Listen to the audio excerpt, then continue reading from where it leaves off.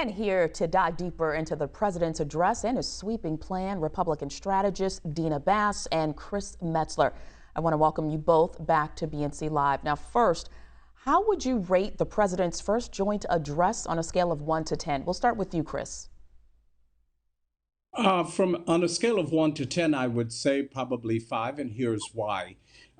If you believe in an era of big government, if you believe in an era of the government doing everything that it needs to do for you, if you believe that in fact the government is the arbiter of all that's good for the American people, then you would agree with it. What I did not hear, except for the discussion of raising corporate taxes, I don't hear how this is going to be paid for. I walked away from the speech assuming that my children and my grandchildren would be the ones paying for this excessive amount of spending. Interesting. And Deana, how would you rate the president's speech last night? I'm not going to give the president a number rating. He definitely confused me on his math. I don't see how we're going to be able to afford all of these big government programs that he mentioned. But I will say that as I look at the totality of what happened last night and today's coverage, I will give a poor score to the media for denouncing the way Senator Scott was treated in social media based on the trending hashtag Uncle Tim, those kinds of things, and even to this morning's coverage. Like, I think that your network just gave the same amount of time to some third party rebuttal that they gave to the Republican Senator Tim Scott. And so that kind of coverage concerns me when a Black Republican who has the prestige of a Senator Scott is not supported in the way from Black press that I feel like he should be. Got it. And I think you were referring to the phrase Uncle Tom, which is trending.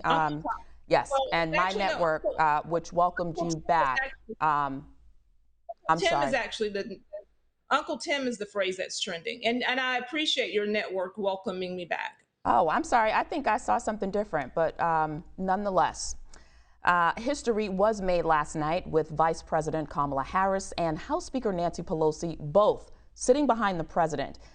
Deana, we'll start with you. Can you discuss the historical significance, better yet, of what that visual looked like and what it said to the world? Absolutely. And I thought it was a beautiful visual. I think that, I don't have children. I call myself a pink professional aunt, no kids, but I have a 13-year-old niece. And for her to see that, I think that's amazing. I also appreciate, as much as I appreciate representation as in terms of women, I appreciate ideological diversity as well. So I am looking forward to uh, expansion of ideological diversity on that platform as well.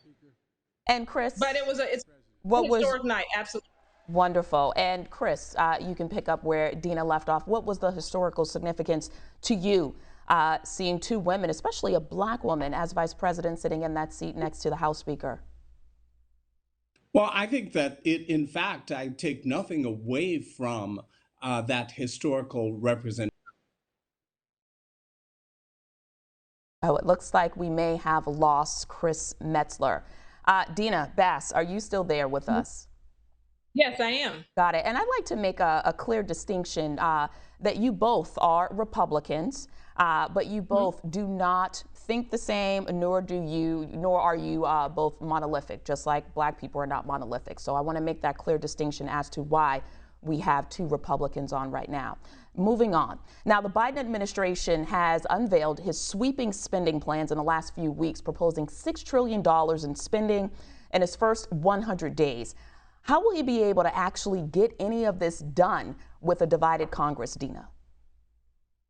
I think that's going to be very difficult. I've looked at the Senate. Obviously, it's a razor thin margin in the Senate. We have senators like Manchin and Kristen Sinema who will certainly question this big ticket. But even in the House, the margins are thin there. I think that it looks like he's trying to offer his base some red meat and to get things done before the midterms, because it's very likely that in the midterms he won't have the majority in the House. So, but again, I'm not a mathlete. I just don't see how the numbers will add up to be able to pay for these things. Free college for illegal immigrants, free community college for illegal immigrants. Some of the sweeping reforms. I just don't. I'm digging in. I believe that we should all be ready to read these things. We just launched a website, just readthedamnbills.com, and we hope that people will actually read legislation, because I can't figure out how this works out.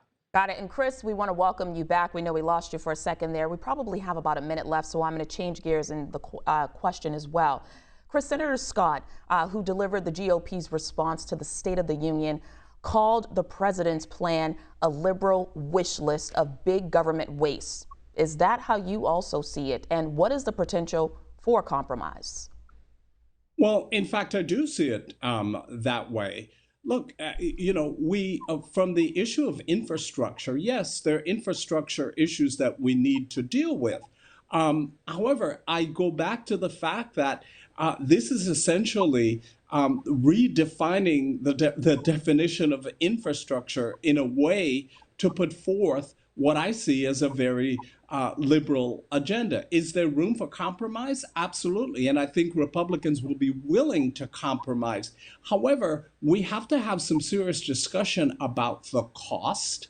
We have to also have some very serious discussion about the fact that government cannot and should not replace the work of the people. And if you look at the bill, there is a lot that is being done in the bill that does this. And let me just say one thing quickly about historically Black colleges and universities, because there's a lot of talk about historically Black colleges and universities being funded. I think that's a good thing. But as a college professor, what I'm looking at is historically Black colleges and universities. That funding should go to research and their ability to develop faculty in research, their ability to make sure that students graduate. It's not just about attraction.